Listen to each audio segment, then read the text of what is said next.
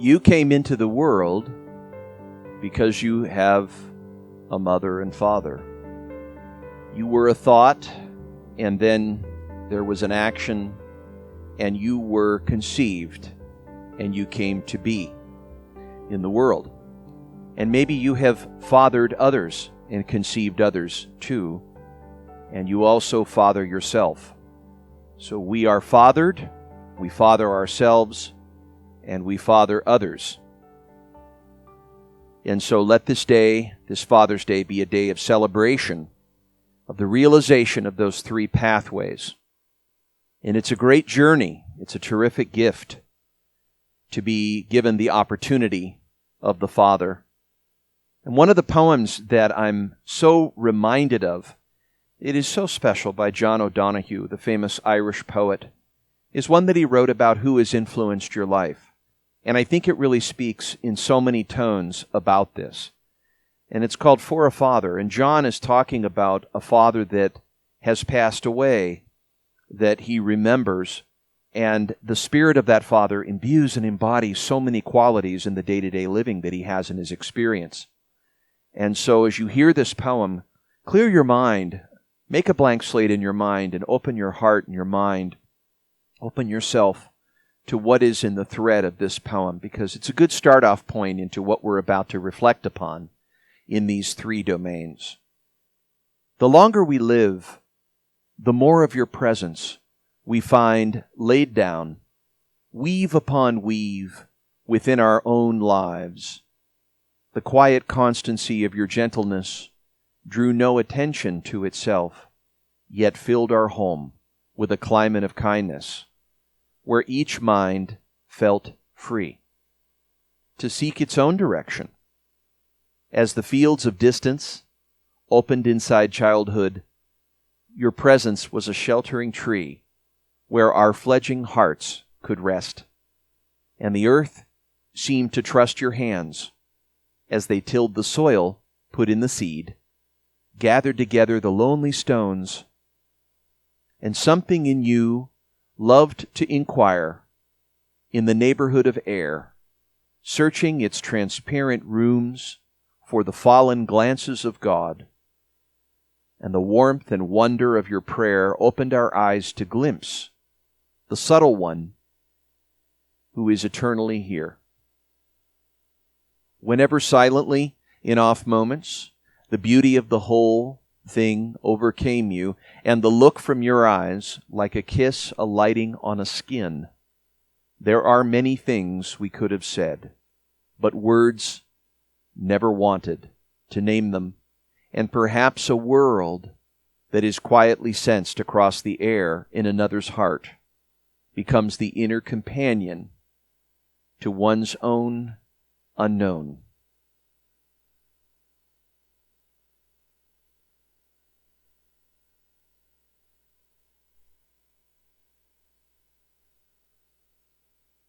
We realize that this silence just after the poem is not the absence of words. It's the presence of something. What is that something? What is that place? John is describing so many important components to the way that his Father and the Spirit of his Father, the presence of the Father, has carried into the alacrity, the willingness to take a direction, the courage, you can hear that. There's a curiosity, there's a openness for mystery and for the unknown.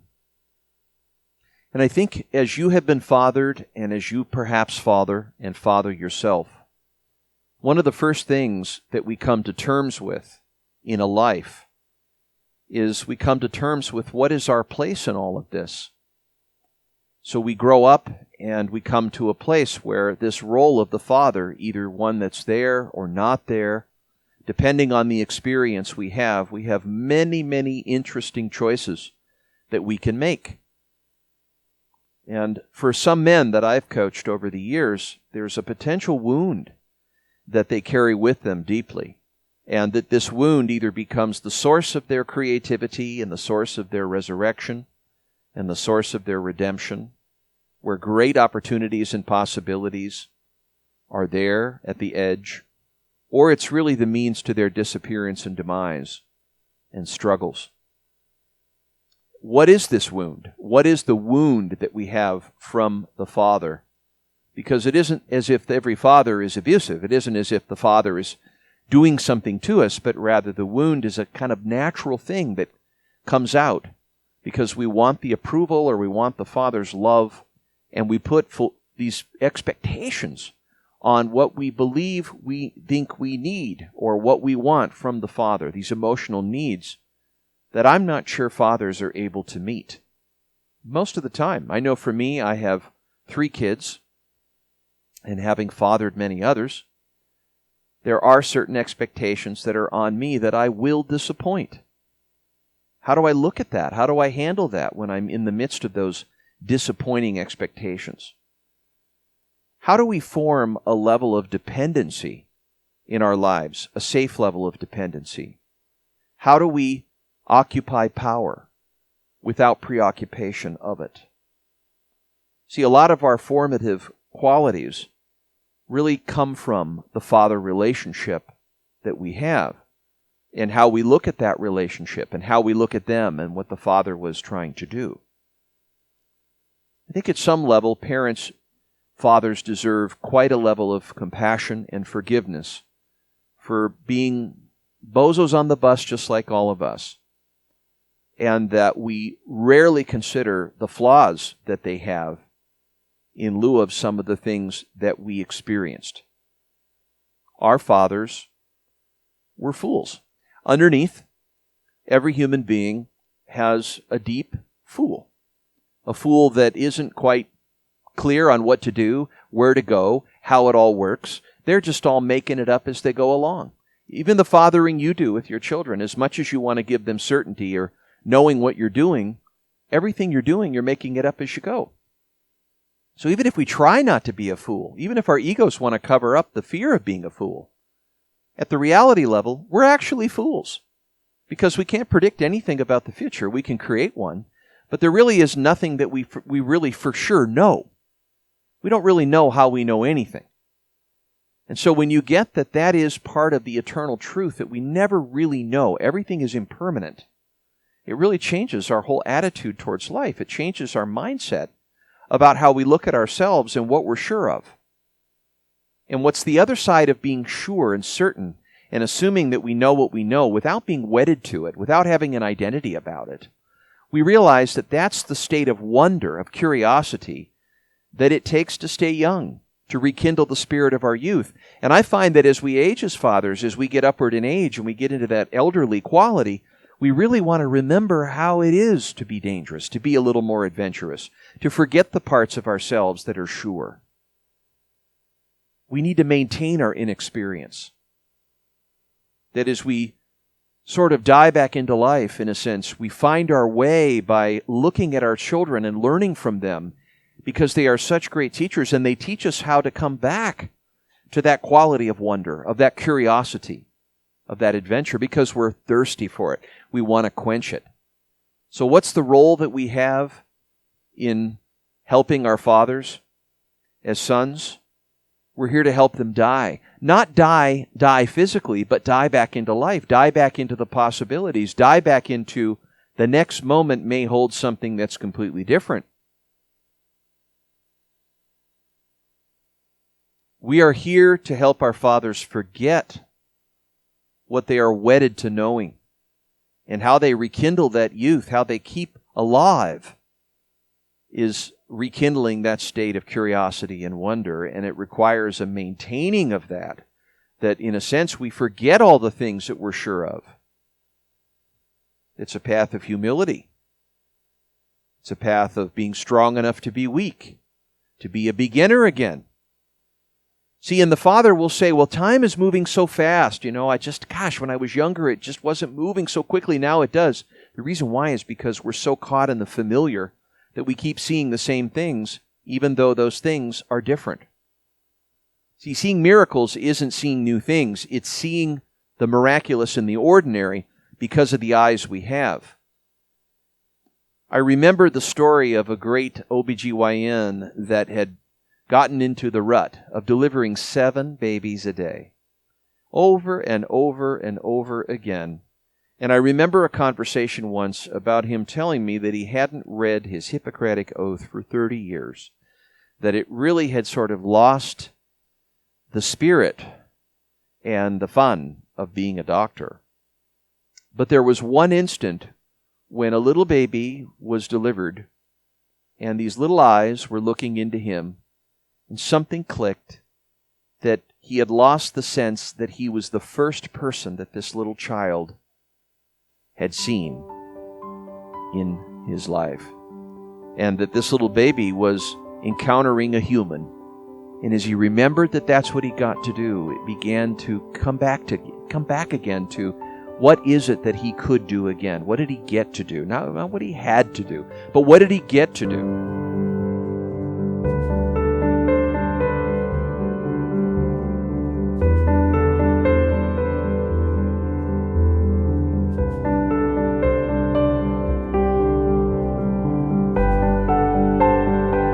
And that restorative process is so often what the thirst of becoming young again as the father, of renewing oneself and realizing what our children can teach us, is that quality of return back to something that is made new. So what do? We just wipe it all off of our hard drive and just act as if we just see everything like we're little kids? I don't think so. I think our awareness plays a bigger role here in kind of keeping our head in check and making sure that our voice of judgment, our certainty, isn't keeping us from seeing things or denying us opportunities. But instead, we engage ourselves by jumping into things without the rules, jumping into experiences, trying on new things, going to the edge, taking a path of adventure, learning something new. And so we realize that the path of not working isn't really about a leisure that is opposite of work. It's a leisure altogether that we create, and that we have this sort of thunder inside of ourselves that can be reawakened and restored. And it's the story of just that, is that we have to cut ties with this boredom. We have to cut ties with this mundaneness, that the wheel of life is seeing it again and again and again the same way. And how we handle disappointment has a great deal to do with that. What disappoints us is what we expect. What we expect is a premeditated disappointment. We make up rules about the next moment. So if we can take our rules offline, let go of them, set them down, put them in the tree, put them on the road, don't carry them, we lower our propensity for disappointment, and we can make life our teacher again. We can make room in ourselves for the potential of the moment. We can be present to the originality of our experience. David Whyte, a famous poet, talks about disappointment in his book Consolations. He says, disappointment is inescapable, but very necessary. It's a misunderstood mercy, and when approached properly, an agency for transformation and a hidden underground engine of trust and generosity in a human life. He says, what we call disappointment may be just the first stage of our emancipation into the next greater pattern of existence. He says it's a fruitful foundation of genuine heartbreak from which we risk ourselves in a marriage or in a work or in a friendship or with life itself. And that the measure of our courage is the measure of our willingness to embrace the disappointment, to turn towards it rather than shun or turn it away. And so the great question in disappointment is whether we will allow it to bring us to that ground, to a firmer sense of ourself, to a surer sense of the world, which is completely unsure. And what is good and what is possible for us in that world, whether we experience it only as a wound that makes us retreat from further participation. That's the test. Because disappointment is really a friend of transformation. It's a call to both the accuracy as well as the generosity in the assessment of ourselves and others, and it's a test of sincerity as a catalyst of resilience. It's the initial meeting with the frontier of an evolving life, of change. It's the grievance of change. It's an invitation to reality, to see what's really there, to see the disconfirming qualities of reality that are separate from what we know. It's to live outside of our concept of reality and to be direct in our experience and perceive it, not only from our head, but to be changed by it in our heart and our will. To be moved and to see and sense into the future possibilities that are always there. But if we expect it in one particular way and it turns out to be another, we must learn how to soften our edges rather than be overwhelmed by the strangeness of things, because in that way it can be more rewarding. But some of us don't do that. Some of us hold on to it, and then it turns into bitterness and cynicism and disconnection and stoicism. And we take a harder shell, or we take the armored quality of our hearts. And we're just masking this underlying thirst for connection. It's masked in the consumerism. It's masked in the materialism. I am what I do. I am what I know. I am what other people think. And then we're more engaged in the possibility of a disappointment because we don't live up to our comparison thinking. It's the thief of joy, as it's been said. And that we compare ourselves to the ideals. And maybe as fathers, we didn't meet our expectations. We have an identity that we suddenly just haven't met. And we constantly wonder when we're going to live up to it. And we compare ourselves and what our misgivings have been and what our undoings have been and the unlived life that we've had and the expression that we didn't get out and the friends that we didn't stay true to and the dreams that we didn't honor. And we turn back on ourselves and we say, what the hell did I do?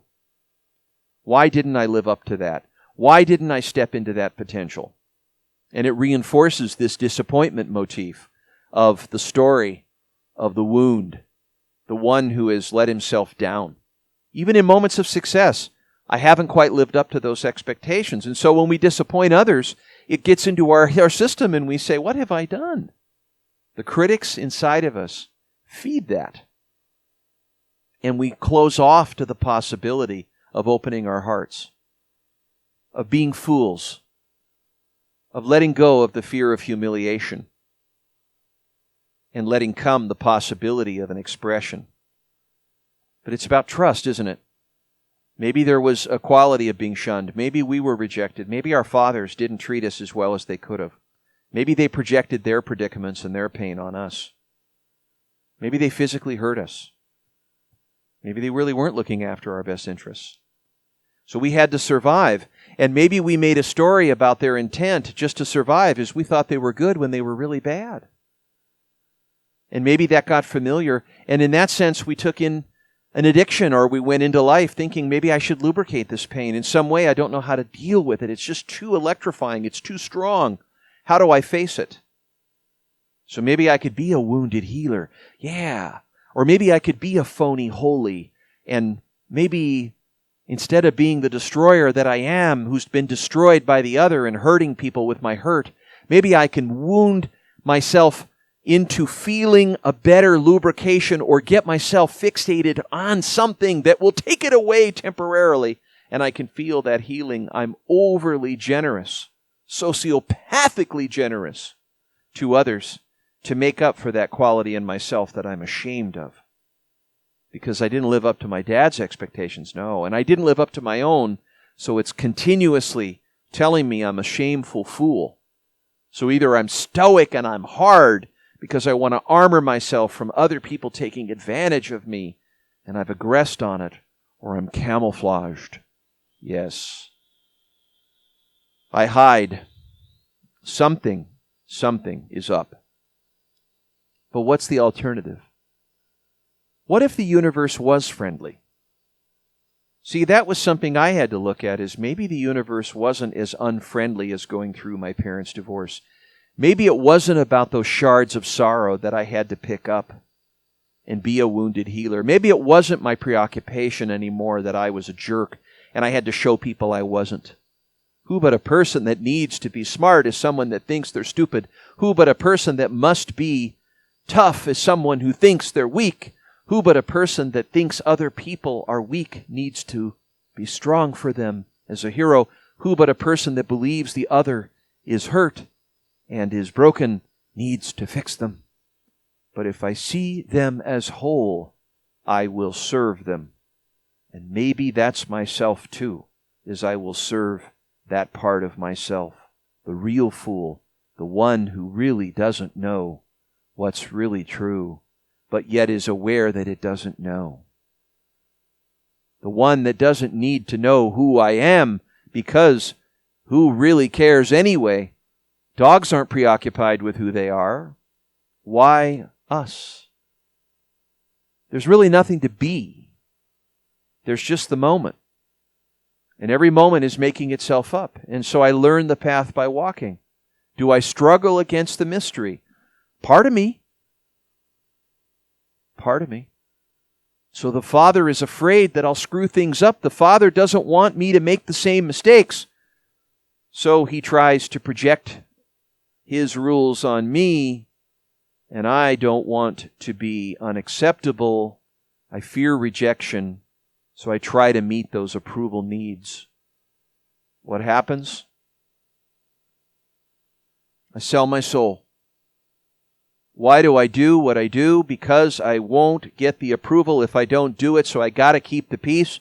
So I maybe find in everything I do the way to please that Father, the one who hasn't gotten what he really wanted, the one who needs something different than the way I am. Those rules that the Father gave you and said, you need to be this way, you can't be that way, and then you said, well, that means I can't be me. I'm not strong enough to be weak. I can't be in the not know. How do I have faith in the hoped for and the conviction and yet to be seen in these things, what is not yet seeable? How do I deliver the magician? How do I gather myself in a way that can risk isolation? Because we form these things out of this sort of risk-taking. How do we deal with that level of risk? How do I be able to be with my fear? How do I live with it? And maybe that first step into being an adult is the acceptance of being a human being. Of embracing the fool, understanding my stuff, sneaking up on myself when I go stoic and try to toughen up because I'm afraid. Or I try to play the dummy because I'm afraid someone will think stupid of me. It's all part of my story. And I really don't think, at this point, any of those stories probably have any data to support them. They're just stories. They are conserved. They don't serve me, but they're still there.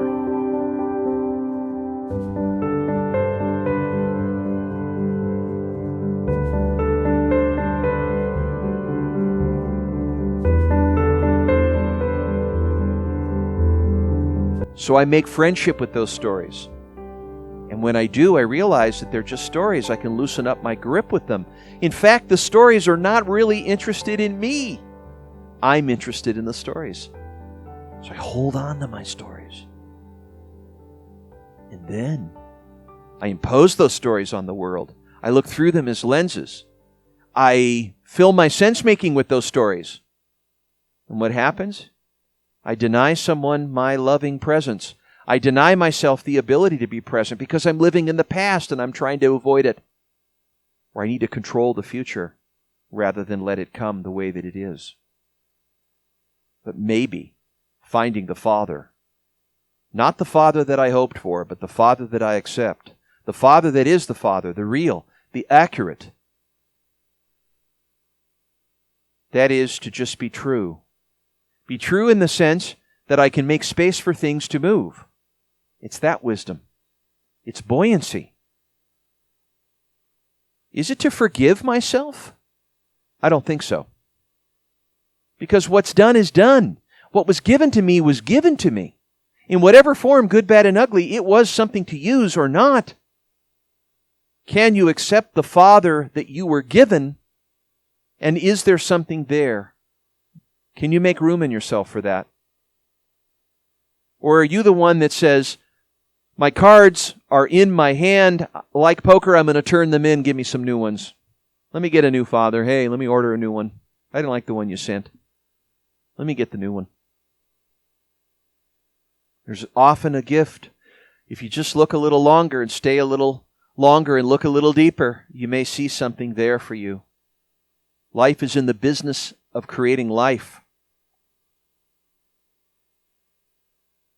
You know a lot more than you can ever say. And the experience of your life is the blind spot.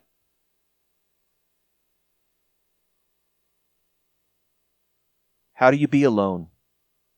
Maybe being alone without them. Maybe when the children leave, you're alone because you have access to something. If you can be accessible to the happiness or the grace in the moment when you're alone, then being with them when you are is a privilege. It's not that you're not content without others. It's that you are already content in the sense that you choose to be happy. You choose to be happy. It's something unintegrated that you choose to escort into the moment because you choose to not fight reality. You choose to be with it as it is, which is to be learning. It is to have a lab mentality, to soften your edges, to embrace what life is giving to you, to make it your teacher. This is a great place to be. It's a place of accuracy. It's a place of fluency in reality. And you teach yourself reality if you choose to. You choose to be true to yourself. And as you let yourself be lived by moments, you let yourself have life in the business of creating life. There's a fierce humility in that conversation. You keep your power in check. And I like to think that the true father is the one that knows how to hold power without being preoccupied with power. It is to grant the nature of life a pattern, a creative pattern, a capable pattern of which we can be fluent in. That we are not controlling the future. The future is happening right now. We just learn to show up to it. We use the energy of the moment to awaken in it. We let go of what we expect, and we let come what the emerging future is helping us see. Stillness is the language of the future. Silence is the presence of something. It is the great escort of seeing the possibilities at the edge of the present moment meeting the future unfolding every moment. We learn the path by walking. So the Father in me today, the Father that I am, is the one who I cherish in this precious life of life itself to be free. To be free of the conceptions, the preconceptions, to be free that I'm pushing against and instead embrace. To be free to be open in my heart, to sense into the world that's here. It's that way. And maybe there's a thread in all things. Maybe there's something I hear, maybe not. But there's something in the transmissions of life that is given to you, that is extraordinary, and that has room in you for new things, for renewal. Perhaps it's in community for you, or maybe it is in the moment of learning how to be alone and to be with yourself and to be quiet. Maybe it is to clear your mind of thoughts and seize the moment. Maybe it is to be present with the originality of your experience.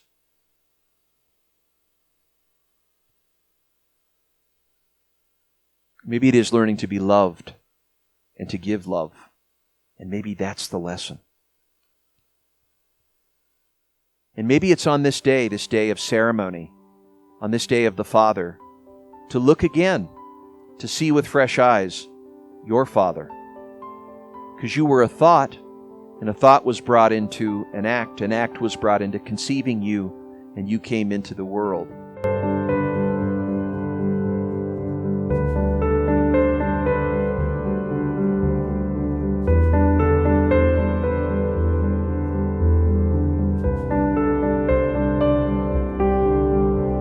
You started in this world with no way to protect yourself. You had nothing to do. You had nowhere to be. You had nothing of the life that was needing your responsibility, you were completely attending to the worthy caregiver that was holding your bottle, and you determined whether you could trust them or not. Did you hold it or did they?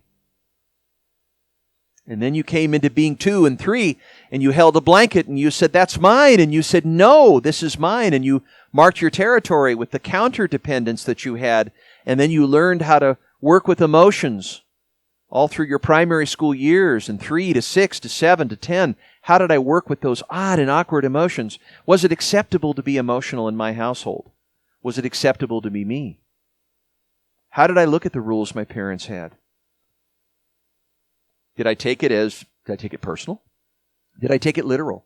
That what they wanted of me and what they required of me, did it tell me that I could not be present? Was it an invisible quality, that sense that I have to put that away in order for me to get acceptance? Maybe not. Maybe the past is still a mystery. Maybe I won't know. But they're interesting experiences that are shaping. And maybe in adolescence, as you grow up into those teen years, you learn how to become interdependent. You learn how to let others be themselves. You learn how to not tense against them. You learn that the compassion that you have in you and kindness is really there. And maybe there's something to be unleashed. Maybe there's more to see than what you already know. Maybe there's curiosity there that's the inverse of the certainty. And maybe there's courage there to try on and experiment. A place, maybe a level of something that really matters, something that takes you, a meaning in your life, or something that you sense is purposeful as you're still trying to figure out how other people see you and what you are and what you're not, and preoccupied with your identity. You learn how to use failure as an asset. As you grow and you learn how to live and see from where you are and from where others are also. And you can sense into what the future is becoming by seeing and sensing into what wants to emerge and blending into it, melding it, merging with the future as it's emerging with a soft edge. And that Father that you have, maybe that is the moment. Maybe it's a moment of turning inward and letting go of that illusion of safety and security that become those watchful words of trying to protect what is ours and protect what we have, and realize that the life that's here is forever uncertain. And can I live with that? Can I live with the impermanence of it? David Whyte again conveys this in the poem of Santiago, that the road seen is then not seen, and the hillside hiding and then revealing the way you should take, and the road dropping away from you as if leaving you to walk on thin air, then catching you and holding you up when you thought you would fall. And the way forward, always in the end the way that you came, the way that you followed, the way that carried you into your future, that brought you to this place, no matter that it sometimes took your promise from you, no matter that it always had to break your heart along the way.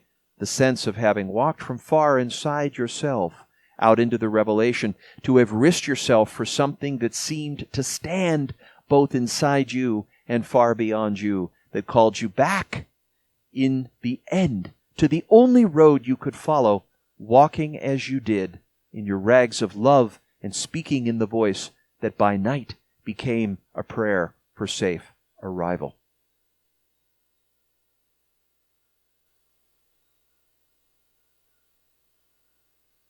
Perhaps there is loss and grief on this day of the losing of the loved ones, the father, the parent that you had, and the remembrance and the gratefulness. Those who will not slip beneath the still surface on the well of grief, turning down through its black water to the place we cannot breathe, will never know the source from which we drink, the secret water, cold and clear, nor find in the darkness glimmering the small round coins thrown by those who wished for something else. David Whyte, The Well of Grief.